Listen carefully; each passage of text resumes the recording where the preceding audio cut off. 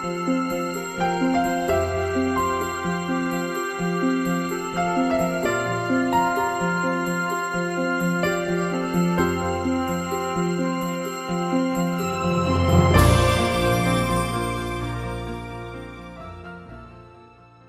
Morning.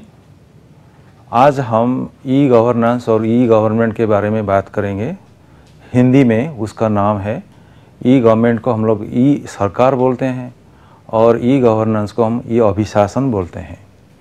आज हमारा लक्ष्य ये है कि हम ई अभिशासन की अवधारणा एवं संगठकों का समझ पाएंगे, सूचना एवं उसके प्रभाव के प्रभावी प्रबंधन पर विशेष जोर देते हुए सार्वजनिक संगठन तथा आज के समाज में ई सरकार एवं ई अभिशासन की भूमिका के बारे में समझ विकसित कर पाएंगे।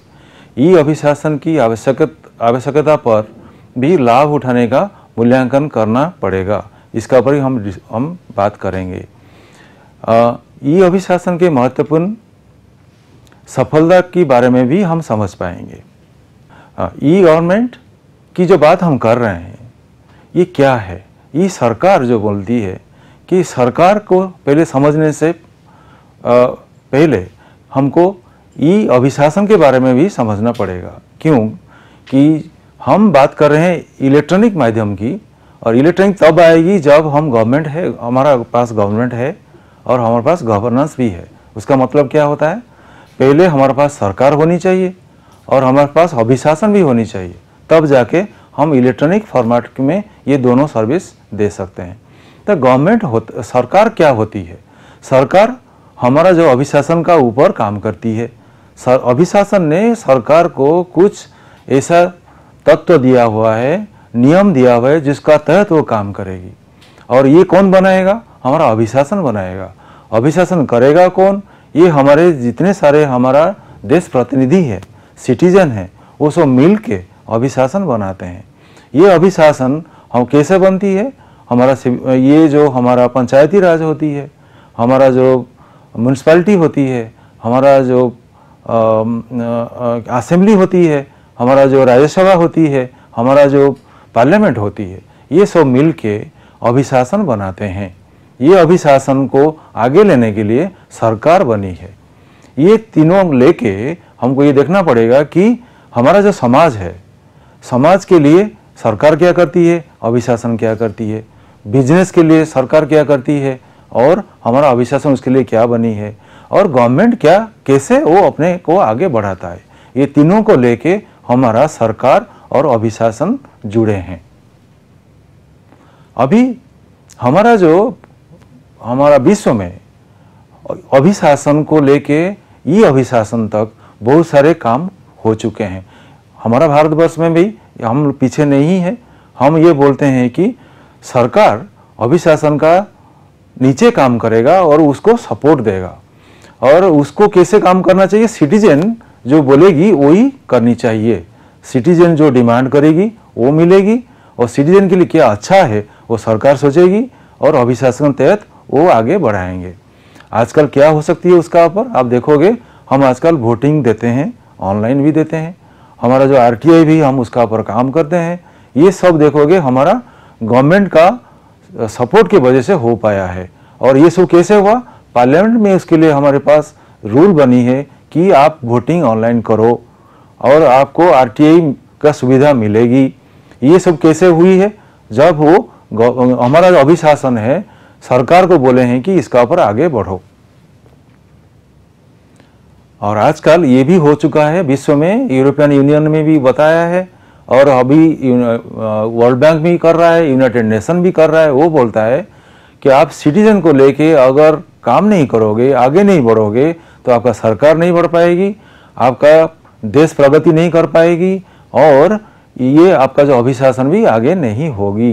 तो इसके लिए ये बोलता है कि सिटीजन को ऐसा एक माध्यम बनाओ ताकि वो आगे बढ़े और अपना मुद्दा आगे रखे और उसको अभिशासन को और सफल बनाए और सरकार को और सफल बनाए। और इसी के लिए बोलता है कि एक सरकार ऐसी बनी चाहिए ताकि ये सरकार ऐसी बने ताकि एक स्मार्ट गवर्नमेंट सरकार बन जाए। वो स्मार्ट क्या होती है? आप देखोगे SMART मिलके स्मार्ट बनी है। पहला जो S है वो स्मार्ट है, वो क्या बोलता है, मैं अगर अभी मैं सिटीजन कुछ डिमांड रखा सर्विस के बारे में तुरंत मैं दे सकता हूँ, वो पहला मुद्दा है। और वो सर्विस मैं दूंगा ताकि वो क्या होगा, मेरा जो मूल उद्देश्य है, मैं जिसके लिए काम कर रहा हूँ उसी को लेके मैं काम करूँ, उसको बोलते हैं मोरल। अकाउंटेबिलिटी क्या होती है, मैं जो सर्विस दे रहा हूँ मैं उसका जिम्मेदारी लेती हूँ। और रेस्पॉन्सिबिलिटी क्या होती है, मैं तुम्हारा बात समझता हूँ और तुम्हारे बारे में सोचता हूँ और इसके लिए मैं काम करता हूँ, उसको बोलते हैं रेस्पॉन्सिव। ट्रांसपेरेंट क्या होती है, मैं जो काम करता हूँ खुलेआम करता हूँ, छुपा के कुछ नहीं करता। इसको लेके हमारा स्मार्ट सरकार बनने की कोशिश जारी है। और उसको आगे बढ़ाने के लिए हमारा जो ये अभिशासन होती है उसको बोलते हैं कन्वर्जेंस की। ये क्या होती है, वो बोलते हैं भैया आप अपना सरकार जो देश में बनाए हो या राज्य में बनाए हो या म्यूनसिपैलिटी में बने हो या पंचायती राज में बने हो, सब मिलके इकट्ठे काम करो। आप देखोगे आजकल नरेगा की वेबसाइट बनी है, हर राज्य में उसकी काम चल रही है, हर पंचायत में चल रही है। वो जो वेबसाइट है आप देखोगे हर राज्य का सब मिला के मिनिस्ट्री रूरल डेवलपमेंट की एक बहुत बढ़िया सा वेबसाइट बनाई है। आज आप घर पे बैठे बैठे उसका पर जितने सारे इन्फॉर्मेशन है आप ले सकते हो। ये सब हुआ है गवर्नमेंट को गवर्नमेंट से। गवर्नमेंट टू सिटीजन क्या होती है, आप देखोगे आप पैन कार्ड आपके पास है, आपके पास आप वोटर ID कार्ड है, आपके पास ड्राइविंग लाइसेंस है, वो अब आजकल आपको स्मार्ट कार्ड मिलती है। ये सब G2C के अंतर्गत आती है। गवर्नमेंट टू बिजनेस क्या होती है, आप देखोगे इनकम टैक्स आप भरते हैं, बिजनेस लोग भी भरते हैं, वो और हर बैंक में जाने का जरूरत नहीं है, इनकम टैक्स ऑफिस में जाने का जरूरत ही नहीं है। आप देखोगे कंपनी अफेयर्स की बहुत बढ़िया वेबसाइट बनी है और हमारे विश्व में ये सबसे बहुत बढ़िया वेबसाइट है मिनिस्ट्री ऑफ कंपनी अफेयर्स, उसको बोलते हैं MCA 21। वो सबसे बड़ी चीज़ है हमारे भारतवर्ष में जो ये सब कर सकती है। आप पासपोर्ट भी, आपका जो VAT भी, आपका जो एक्साइज की, कस्टम्स की, वो सब गवर्नमेंट टू बिजनेस का ऊपर काम करती है। बिजनेस टू बिजनेस क्या होती है, आप देखोगे स्टॉक एक्सचेंज भी सब ऑनलाइन हो गई है, आपकी स्टॉक होल्डिंग भी ऑनलाइन हो गई है, आपका RBI गाइडलाइंस भी सब ऑनलाइन मिलती है, पेमेंट गेटवे सब मिल गई है। ये सब B2B के अंतर्गत आती है। आप भी आजकल बिजनेस ऑनलाइन कर सकते हो। कैसे, बिकॉज ऑफ हमारा जो B2C का जो सर्विसेज है उसका ऊपर वो आता है। B2 सर्विस क्या होती है, आप देखोगे आप घर पे बैठे बैठे अपना पैसा एक बैंक से अकाउंट से दूसरे अकाउंट में ट्रांसफ़र कर सकते हो, दूसरे आप ऑनलाइन खरीद भी सकते हो। ये सब B2C का अंतर्गत आती है। ये सब मिला के हम एक बनाए ई अभिशासन। ये सब कैसे हो पाया है, पार्लियामेंट उसके लिए नियम बनी है और सरकार को बनाया गया कि भैया तुम ये सब करो, मैं जो पास किया हूँ वो रूल पास किया हूँ वो सब तुम देख के देखभाल करके ठीक से सिटीजन सर्विस दे दो। मैं एक एग्जाम्पल आपको देना चाहता हूँ, चित्र देखिए आप। इसमें जो है एक हमारा ई अभिशासन सर्विस कैसे इंडिया में मिलती है। आप देखोगे उसमें एक मिनिस्ट्री ऑफ IT और नेशनल इंफॉर्मेटिक्स सेंटर जो है वो दोनों मिलके बहुत बढ़िया सा वेबसाइट बनाए हैं जिसका अंतर्गत हर देश सेंटर के साथ हर राज्य जुड़े हैं और ये सब जो हो पाती है ये नेशनल ई-गवर्नेंस प्लान का अंतर्गत हो पाई है। और ये कैसे हुआ, ये हर राज्य में एक एक डाटा सेंटर बना, हर पंचायत में एक कॉमन सर्विस सेंटर बना और हर कॉमन सर्विस सेंटर की वजह से हम सिटीजन को अपना सर्विस दे पाते हैं हर पंचायत में। तो ये जो चीज़ हुई है, अब देखोगे एक ई सरकार का तहत हर राज्य में हर मिनिस्ट्री में एक एक वेबसाइट बन चुकी है। ये मैं एक वेबसाइट दिखाना चाहता हूँ। इसमें आप देखोगे गवर्नमेंट, इंडिया गवर्नमेंट की, इसका अंतर्गत बहुत सारे सर्विस है और कुछ आपके सिटीजन के लिए है, कुछ बिजनेस के लिए है, कुछ दूसरे वेबसाइट के लिए है। तो आप एक वेबसाइट में जाके दूसरे वेबसाइट के साथ भी काम कर सकते हो। ये जो सब चीज़ हुई है हमारे ई सरकार के वजह से हो रही है। मगर हमारा भारतवर्ष में ये सब करने के लिए बहुत सारे खामियां भी है और हमारे पास बहुत सारे चैलेंज भी है। वो एक चैलेंज है डिजिटल डिवाइड। डिजिटल डिवाइड क्या होती है, हमारा कुछ लोग ये सब भाग्यशाली हैं जिसके पास शिक्षा है, धन है, साधन है, सब कुछ है, वो कंप्यूटर खरीद लेते हैं, कंप्यूटर का भाषा पढ़ पाते हैं और ऐसे भी लोग हैं जो कंप्यूटर का भाषा नहीं पढ़ पाते हैं, उनके पास पैसा नहीं है खरीदने के लिए, और उनके पास शिक्षा की भी साधन नहीं है। तो ये जो दोनों का बीच में जो अंतर है उसको बोलते हैं डिजिटल डिवाइड। आप देखोगे ये सब कैसे हुआ है। आप जेंडर की वजह से हमारा स्त्री लोग भी बहुत सारे प्रॉब्लम है। गांव में 70% लोग बैठे हैं। तो अभी ये सब जो हो रहा है, स्त्री लोगों की भी प्रॉब्लम है, समस्याएं हैं, बहुत सारे गरीबी है, शिक्षा की भी वो काम नहीं हो पाती है ठीक से, और बहुत सारे रोड भी नहीं है, इलेक्ट्रिसिटी नहीं है, हमारे पास इरिगेशन भी काम नहीं है। ये सब हमारा डिजिटल डिवाइड के पास आती है। इसके लिए बोलता है कि विश्व में ये बोला गया कि ये जो डिवाइड है, अभी डिवाइड मत बोलिए, उसको अपॉर्चुनिटी बताइए और उसका ऊपर अच्छा से काम करो। इसके लिए हमारा भारतवर्ष ने एक टास्क फोर्स भी बनाया है। आप देखोगे ये डिजिटल डिवाइड के वजह से हमारा एशिया जो है, हम जिसका अंतर्गत हैं, सिर्फ 1.6% लोग लाभ उठा पा रहे हैं।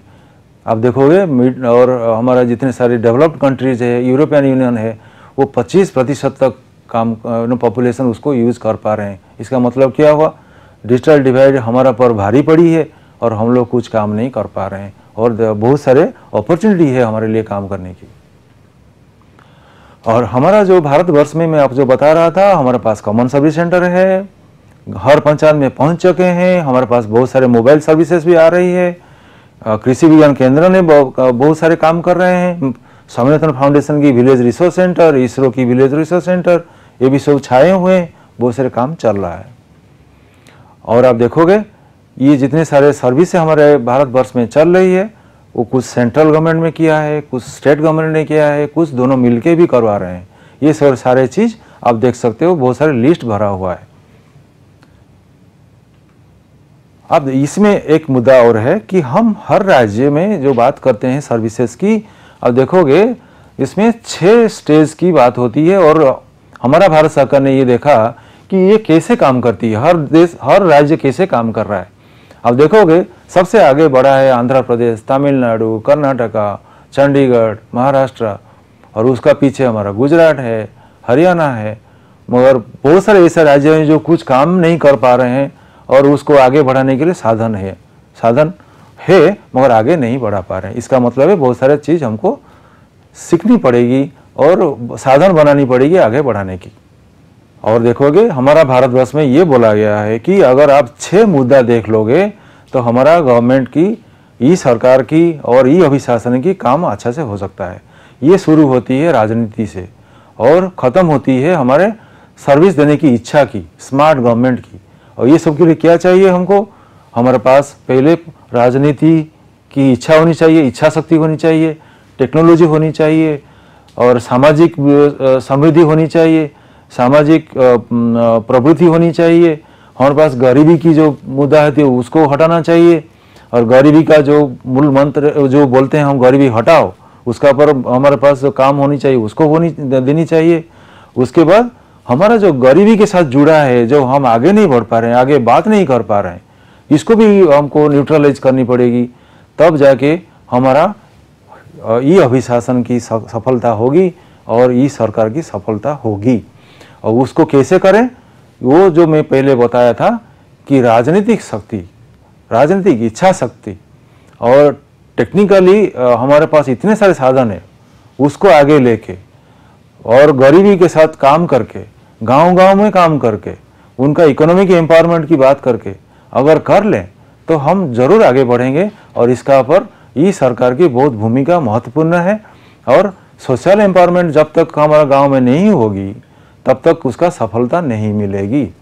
और इसके साथ मैं ये यहीं पे संपन्न करना चाहता हूँ और आपको ये बताना चाहता हूँ कि अगर इसके बारे में अगर आप थोड़ा ध्यान दें कि ऐसे ही ये सरकार कभी सफलता नहीं पाएगी, अगर ये अभिशासन सफलता नहीं पाएगी जब तक हम सब मिल के ना काम करें और सब मिल के ये साधन ना बैठाएं जिसका अंतर्गत ये हमारे स्त्रियां और बाकी गरीबी उसका आगे और पीछे नहीं रह जाए। तो उसको आगे बढ़ाने के लिए हमारे पास साधन और शक्ति होनी चाहिए। इसके आगे और कुछ आप अगर पढ़ना चाहते हो, मैनेज का तरफ से बहुत सारे डॉक्यूमेंट आपको दिया गया है और मैनेज का वेबसाइट से जाके उसका पर और भी ज़्यादा जानकारी ले पाएंगे आप। धन्यवाद।